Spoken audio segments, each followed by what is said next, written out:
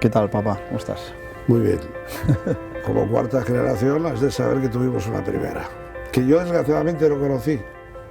El abuelo, el abuelo José María Masíquez Tasis. Tu abuelo, mi bisabuelo. Nace en Reus, en 1850. Ahí no hay demasiada documentación sobre él, pero bueno, se instala en Barcelona, laborando en el mundo marítimo, y funda y arranca Empresas Masíquez en 1890.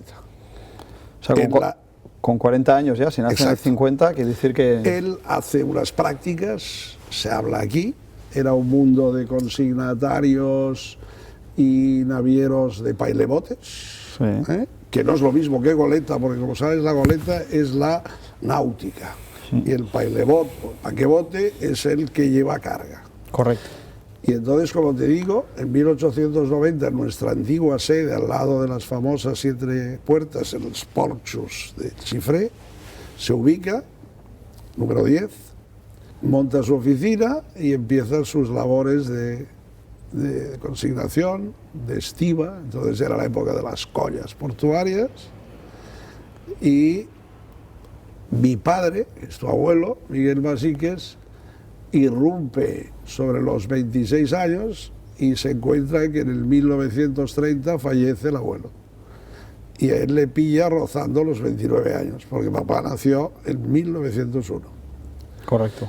Ya con algún incipiente pailebote que tenían, que además iban a la parte, o sea, con lo cual era muy típico en aquel entonces, sabes que la marinería y el patrón tenían una parte del recaudo del flete, sí, que hacían, ¿no? Es verdad que realmente no tenemos mucha información de aquella época. Del abuelo tengo muy poca información. Los archivos no se mantuvieron y además, mucho. Lo que sí sé es que papá, y volviendo al tema, Miguel Masíquez esta vez se pone al frente del negocio, y entonces sí que hay una gran etapa de naviero.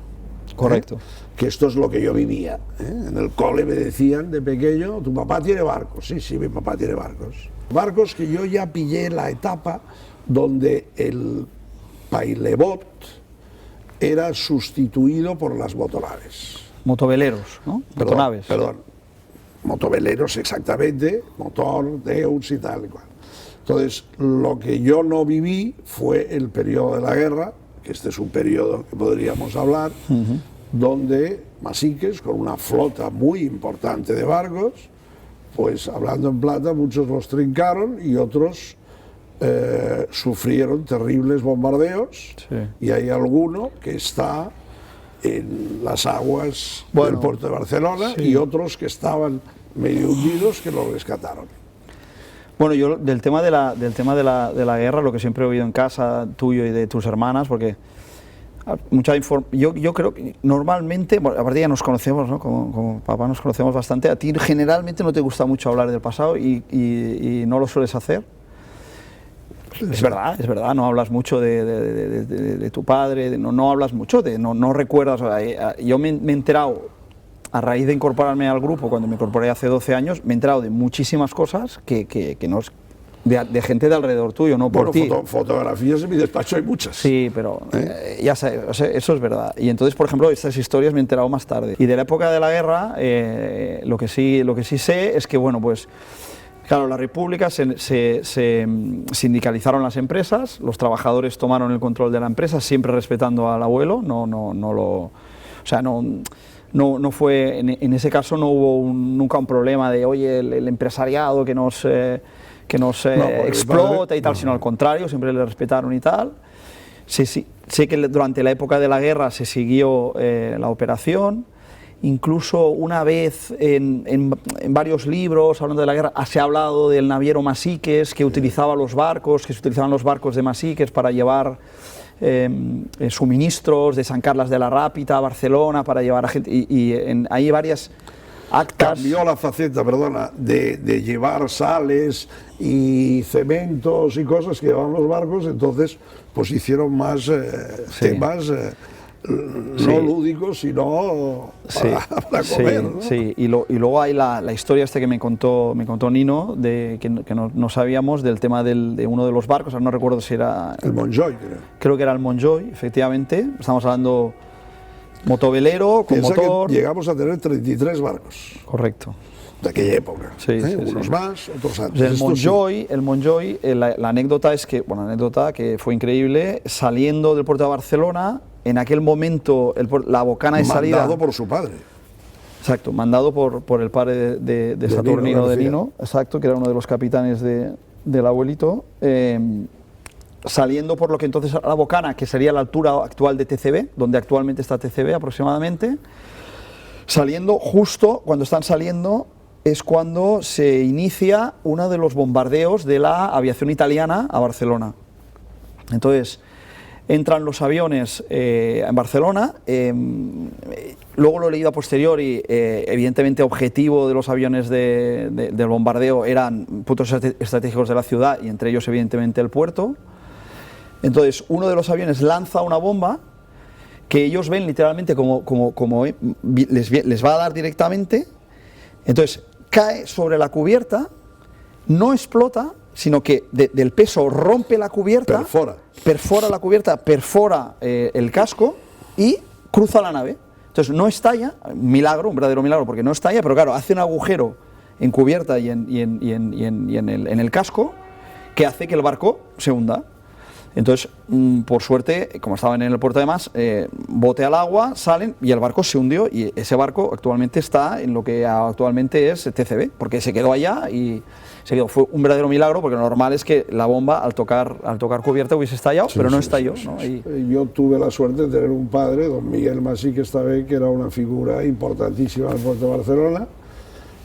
Hace poco estuvimos almorzando con la presidenta del puerto y lo comentaba, ¿no?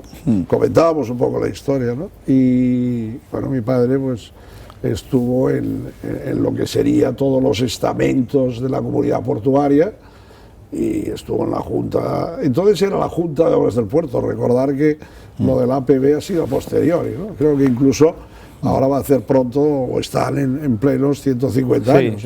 Así que va a rozar los 130, porque nosotros vamos a rozar muy pronto los 130. En el 2020.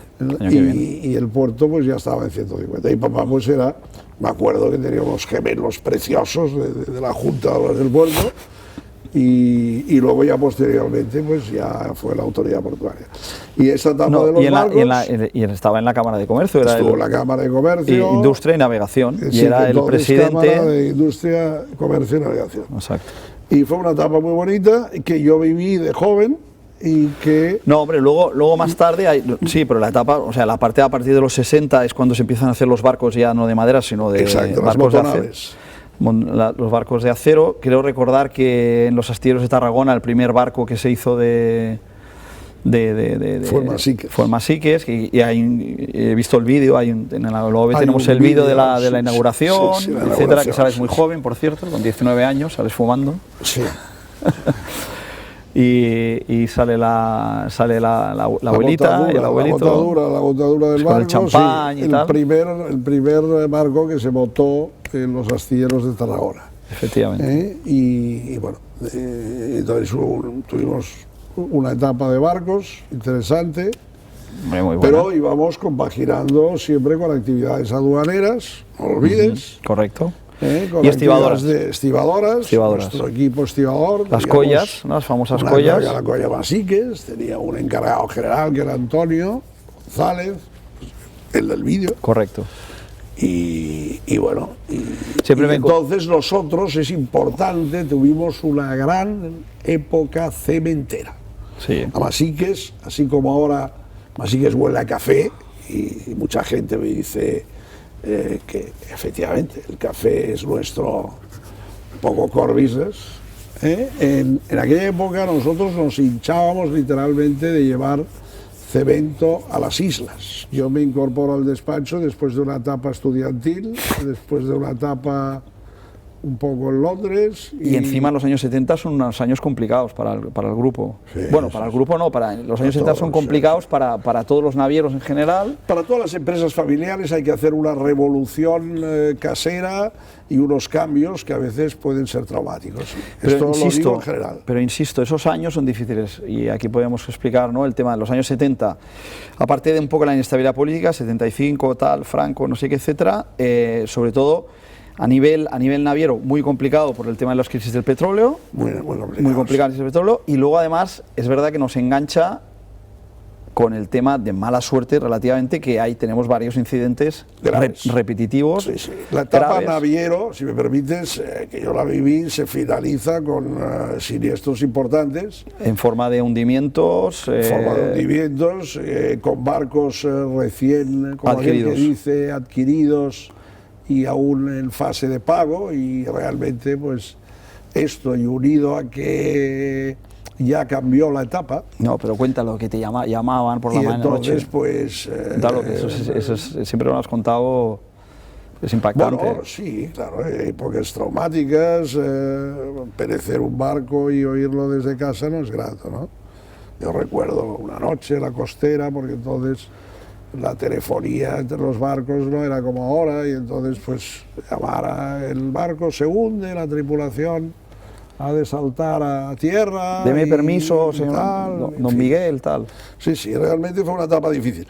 Aquello hizo ya que la etapa de los barcos se terminase, unos, repito, hundidos, algún otro vendido. En el 80 muere papá, y entonces yo me encuentro que es la etapa que hay que hacer una reconversión. En el 80 muere papá, el abuelito, perdona. Hay que hacer cosas, que hay que buscar nuevos frentes. No, y venderse el último barco, es importante, ¿no? Bueno, se termina con la flota que hay y se empieza pues a diversificar, que es lo que hemos hecho siempre, Masiques. Estar en la pomada o procurar estar en todos los frentes. Y entonces, repito, pues como frente estibador estábamos y trabajábamos fuerte, y en el tema de aduanas pues también, y en el tema de consignaciones pues también. Y yo pues estoy contento porque pues con un nombre, yo diría, emblemático como era Masiques en el puerto, pues fui muy bien acogido y pude estar en todos los estamentos. Qué bueno eres. Qué bueno eres. Sabes, y a partir de ahí, sabes pues, que fue una época dura y que, hombre, fue una época dura. Digamos que ahora, para decirlo con distancia, sabes que mucha gente no apostaba por vosotros, por ti, vamos. Bueno, como todo, pues hubo que hacer movimientos orquestales dentro de casa, y había gente pues que le gustó más y tal. Yo siempre tuve la suerte de rodearme de gente que me apreciaba, y en esa etapa pues crecimos con las dificultades que había, pero apostamos por temas que dieron resultado. Nos metimos en el mundo del granel, tuvimos una etapa muy importante como estibadores en cargas de granel. Bueno, no lo hacemos, pero bueno, es lo que hacemos, sí. Con unos clientes importantes que tenemos y seguimos conservando. Agroalimentario. Porque yo diría que la suerte que hemos tenido, y esto, hijo, tú también lo haces muy bien, es que procuramos que el cliente se convierta primero en un fiel seguidor nuestro y en un amigo. Y entonces nosotros tuvimos, yo diría, la virtud, porque en este marco que luego hablaremos lo refleja, tuvimos, creo, la virtud de especializarnos y pensar que había un nicho de mercado importante en el café. Y empezábamos a ver que el café pues tenía un recorrido, un futuro, y sobre todo que yo creo que tenía un tratamiento que entonces no era el idóneo para ese tan importante artículo, ¿no?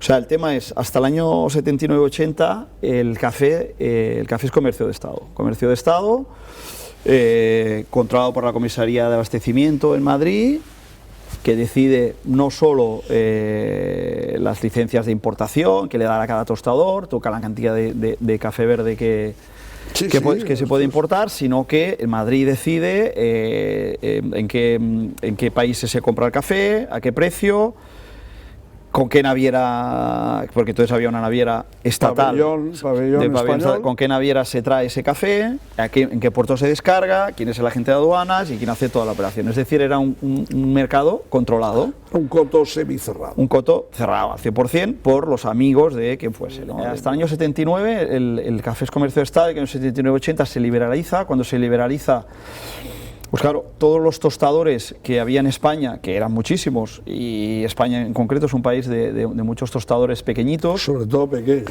muy localizados, muy de cada zona, es decir, tú te vas a Granada y en Granada todo el mundo toma cafés, no sé qué, que es el de allá, etcétera, ¿no? Sí. Que estaban acostumbrados, simple y llanamente, a principio de año irse a Madrid a decir, oiga, yo necesitaré tantas toneladas, tantos kilos de café, y se lo daban. Se tienen que espabilar. Es cuando nacen entonces las centrales de compra de los tostadores, que se unen a algunos, y los traders, que son esencialmente nuestros clientes, son los que, los traders sobre todo internacionales, entran en España.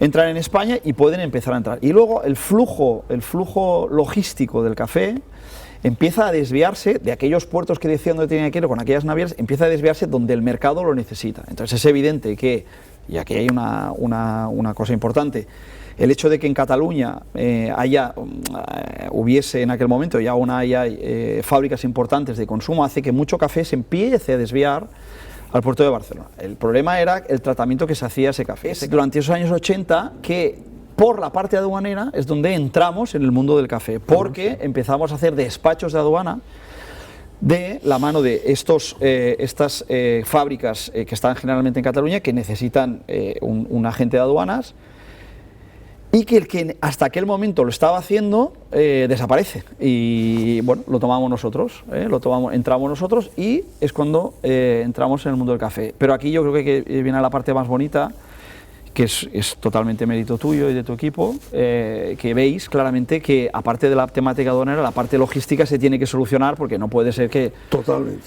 Y entonces es cuando, continúa tú, ¿no? No, es y pues lo digo para la creación del BID, como viene, ¿no? Decidimos viajar, decidimos ver qué se hace fuera con este café, que aquí, pues, no está feo, pero casi se maltrata, ¿no?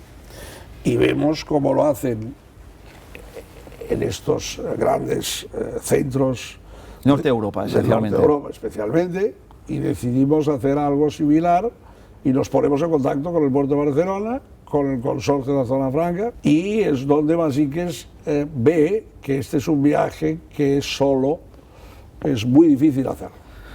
A pesar de que ya teníamos apoyos de determinados e importantes importadores de café, sí, pero vemos que el viaje se requiere con una empresa de calidad y con alguien que esté muy familiarizado con el café. Y es donde entonces nosotros, por nuestra vinculación marítima, conocíamos a diversos surveyors, a diversas empresas dedicadas a calidad y a estas cosas, y no nos costó mucho decidirnos y hacer un gentleman agreement con una firma de la importancia de SGS, española de control, concretamente la Suiza más importante a mi juicio en el mundo de la calidad, y con los que decidimos montar algo que es innovador, la actual BIT, Barcelona International Terminal. Sí, que esto es muy bueno, también. Es el nombre que decidimos ponerle y hacemos un joint venture con ellos, repito, bajo el paraguas, el apoyo del puerto de Barcelona.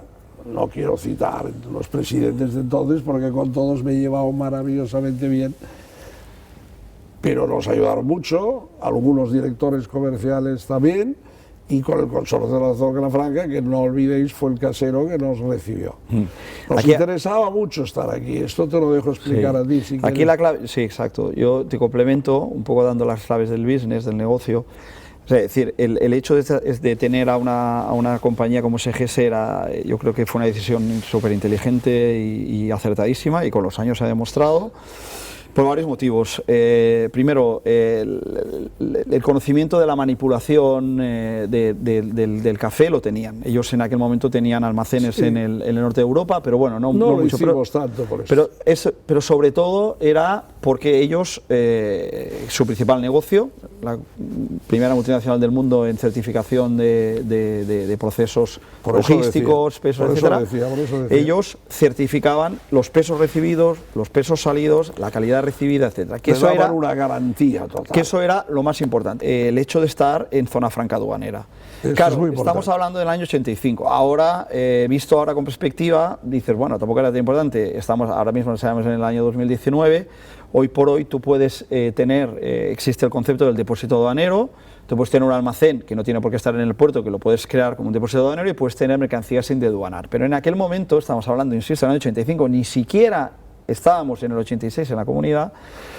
La única opción de tener mercancías sin deduanar era o bien en los almacenes de la aduana de cada uno de los puertos o bien en las zonas francas. En aquel momento, igual que ahora, zonas francas en España había 3 o 4, una en Vigo, en Cádiz, en Barcelona. Esto fue lo que nos llevó. Y era esencial, ¿por qué? Porque el business, el negocio, es que aquí estos traders internacionales o cualquier trader pueda traer el café aquí, lo puedan tener aún sin deduanar, aún sin despachar, y esto se convierta en un mercado de compra-venta de café, donde puedan venir los compradores a ver el producto que quieren comprar, y si lo compran, entonces se despacha a su nombre, o aquellos traders se lo pueden volver a llevar a otros países sin haberlo nacionalizado. Entonces, eso era esencial. Y luego yo creo que hay un hito muy importante, que también, una vez más, es gracias al puerto de Barcelona, o junto al puerto de Barcelona, eso es muy importante, sí. Que es que en el año 91, tú sabes que una de las claves del negocio también es para convertir a esta terminal en el mercado aquel que estábamos hablando de compraventa,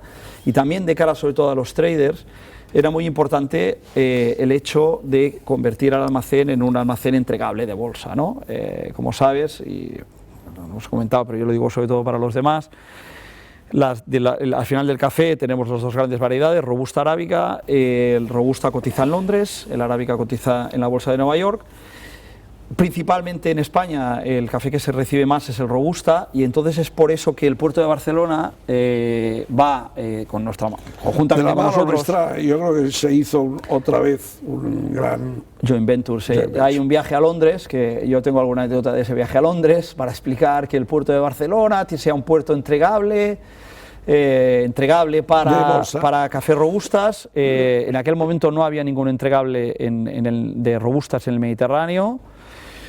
Y bueno, en la primera reunión sé que se nos recibe al puerto como si esto, en plan, estás hablando de loco, esto es una locura lo que me estás diciendo ahí en Barcelona. Pero bueno, al final se consigue que se homologue el puerto de Barcelona como entregable para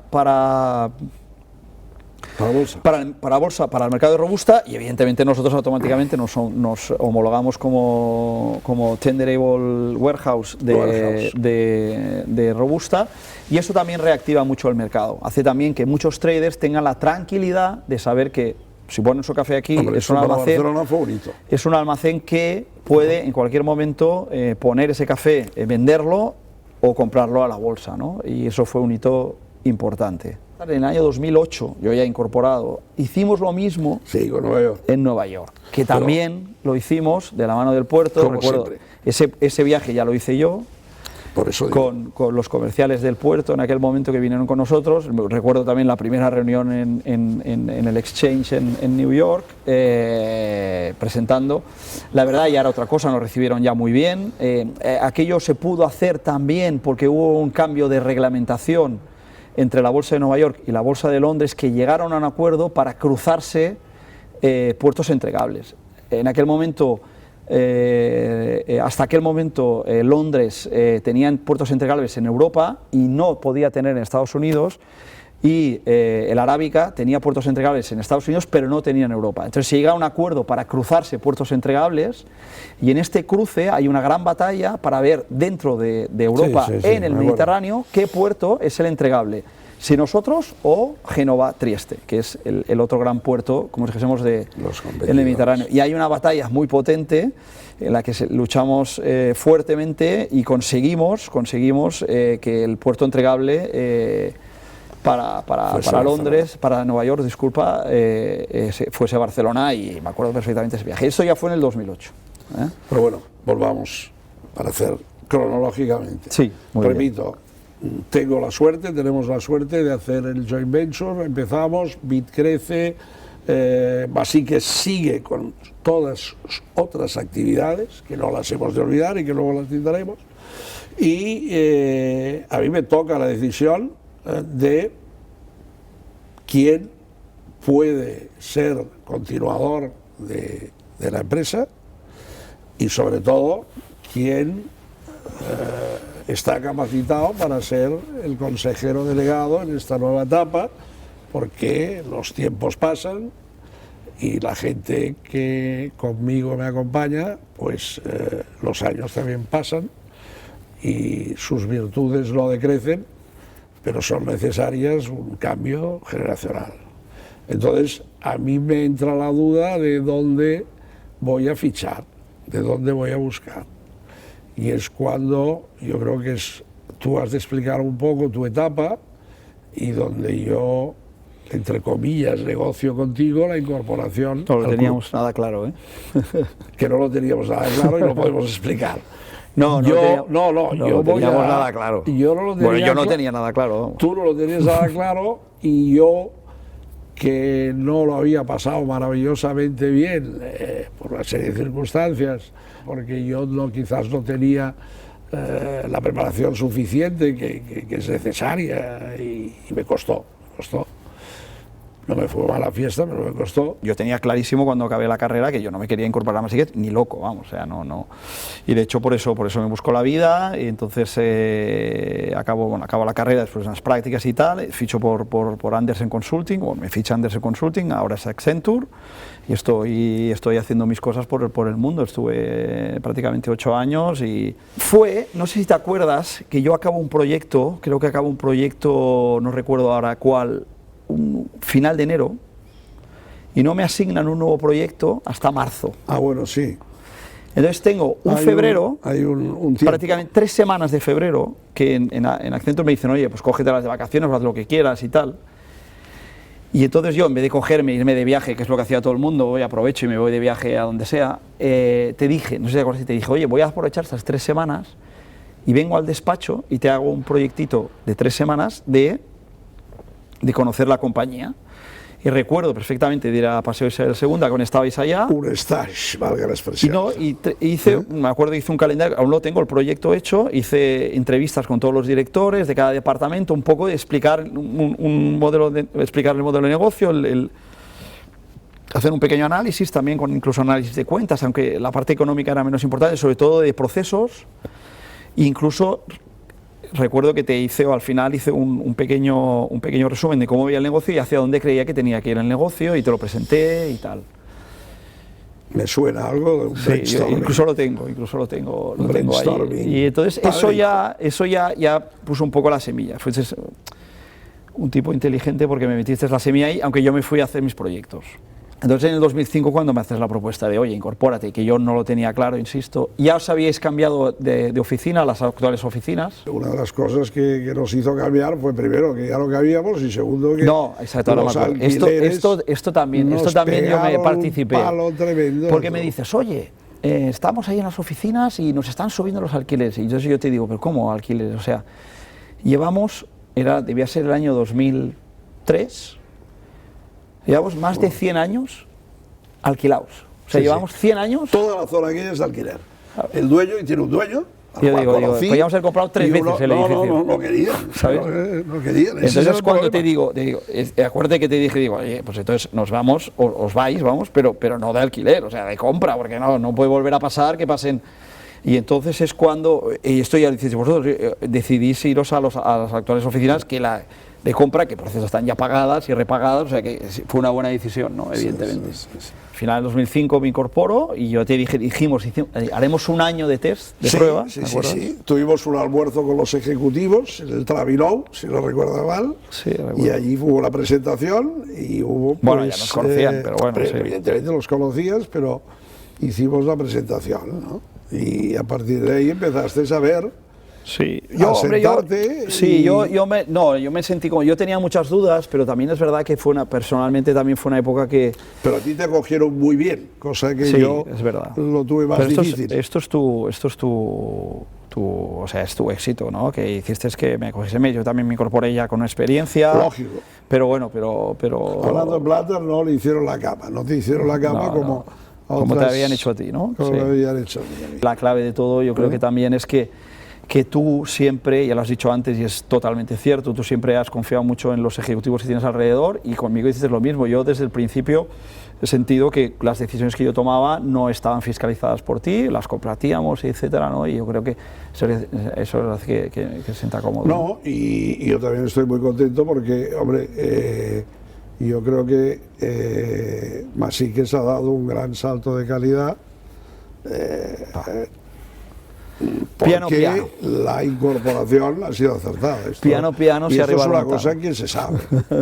Yo cuando me incorporo, 2005-2006, claro, el negocio del café, nosotros hemos triplicado el negocio del café desde que yo me incorporo, a nivel de volúmenes, de facturación y todo lo que lleva alrededor. Porque, y claro, lo que lleva consigo. Lo que es evidente de explicar, que o sea, la terminal es muy importante, evidentemente, para el negocio, pero que nosotros ofrecemos a los clientes no es solo la terminal, sino que es toda la cadena logística. Sí. Y entonces, a raíz del almacén y de la terminal y del negocio, pues hemos crecido en otros negocios, el negocio del transporte, el negocio de las aduanas, etcétera, ¿no? El flete, etcétera, ¿no? O sea, hacer una cadena en la que un eslabón muy importante es el de la terminal, pero no el único, ¿no? Yo quisiera también inculcarte, poco a modo de cierre, que yo creo que una de las virtudes que siempre hemos tenido y que las seguimos teniendo es nuestra gran relación con todo lo que es la comunidad portuaria. Eso es imprescindible. O sea, yo creo que es imprescindible. Primero con el puerto. O sea, y no quiero citar nombres, pero sabes que yo tengo, desde el Consejo Rector que estoy y al frente de la marca de calidad, que es una cosa que a mí un buen día me dijeron, oye, has de presidir esto, y Dios sabe lo que costó aunar todos aquellos esfuerzos y que hoy pues es una gran cosa para el puerto de Barcelona, la marca de calidad, ¿no? Efficiency Network. El Efficiency Network. Entonces, insisto, creo que debes seguir, como haces, apostando por esta gran relación con todo el mundo. O sea, Masiques, en el puerto hay quien usa la expresión Masiques querido, ¿no? Y entre otras cosas porque yo a veces uso la terminología de querido amigo, ¿no? El querido, ¿no? Pero yo creo que es una cosa que es necesaria. O sea, esta relación que nosotros tenemos con el puerto, sí, con todos los presidentes, con todos los directores y con toda la gente que pero no solo ha colaborado, estoy hablando ahora en el puerto, me centro en él. Luego nos vamos a la aduana. O sea, insisto, en toda la comunidad portuaria y en todos nuestros colegas, porque en el fondo nos preciamos de ser amigos de todos nuestros colegas, y esto es importante.